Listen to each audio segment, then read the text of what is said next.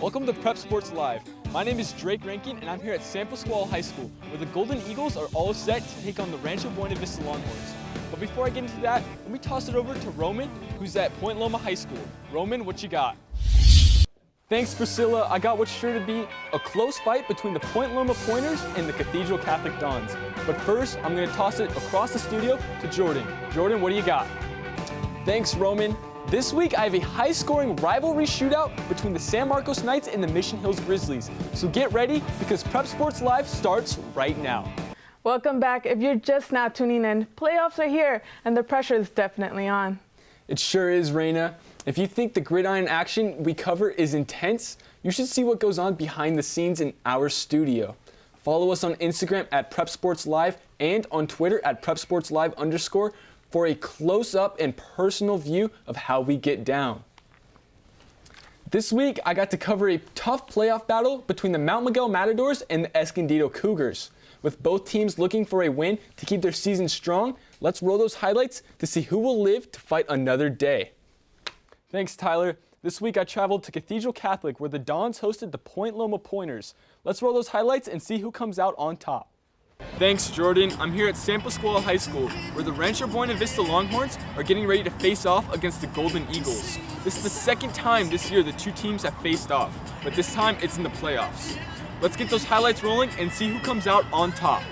On Santa Fe's opening drive, the ball is fumbled and linebacker Grant Hansing recovers the ball on the 3-yard line. 2 plays later, Tyler Sycon takes advantage of the excellent field position and scores the first touchdown of the game. Later on, running back Chase Baptista goes into motion, gets the toss, and takes off on a 20-yard run to get his offense moving. Next play, Austin Rossetti takes the handoff and powers through the line for a big gain. 5 plays later, Joe Burritt gets the toss, runs to the outside, and dives for the pylon to score a Santa Fe touchdown. Heading into the second quarter now, the Wolverines have made it deep into Titan territory. Westview quarterback Bo Nelson throws to his young receiver Benjamin O'Brien, who puts the Wolverines into scoring position. On the very next play, Nelson tricks the entire Titans defense and scores a Wolverine touchdown. Quarterback Lorenas makes the connection with his favorite receiver Jimenez, but the Golden Eagles answer right back, with Erdman launching the ball to receiver Cameron Young, who runs a fade route and makes a stunning catch over his defender and runs the ball in to complete a 67-yard Eagles touchdown. Skipping ahead to the fourth quarter now, Cathedral running back Xavion Watson gets the ball and breaks through the Pointers' defensive line and takes it 30 yards before being brought down by cornerback Michael Blakely. 5 plays later, quarterback Thomas Kane Berman forces his way into the end zone to tie the game 7-7. The Pointers get the ball back, but defensive end Justin Clement sacks Grady on a 3rd down, forcing the Pointers to punt the ball. After punting the ball, the Point Loma's defensive line forces Watson to fumble the ball late in the 4th quarter. After the fumble, the Pointers set up their kicker, Andy Medina, to kick the game-winning 20-yard field goal. Final score, 10-7. I caught up with head coach Mike Hastings to see what he had to say about the game. We just beat tonight. You know, that's hard to do. And our kids came out and battled. They believe, you know, and we keep building on what we do best. That's playing team football. You know, our offense stalled at times tonight, but our special teams picked it up. We had great coverages on our punts and on our kickoffs. And then our defense just came alive. They had the one good drive where they scored. But beyond that, we were able to take the ball away, then give it to our offense to kick the winning field goal. That was wonderful. We came in and we had a good week of practice. And we came in knowing what they were going to run. Number 80 was going to be an animal.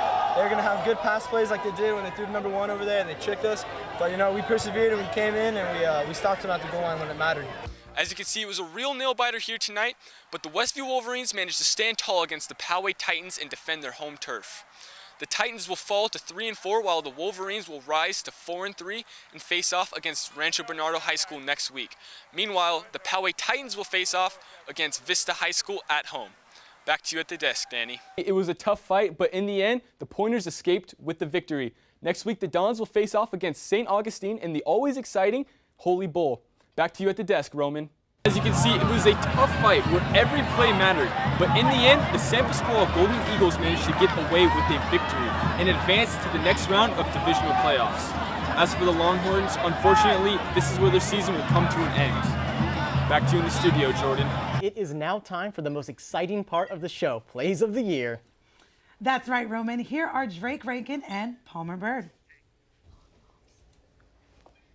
Long bombs, interception, long runs, all those can run in a category for Plays of the Year. That's right, Palmer. Along with you, me and my San Marcos classmates had the pleasure of covering all of the best plays of the year. Roll the tape. Tune in next week for some more CIF playoff action.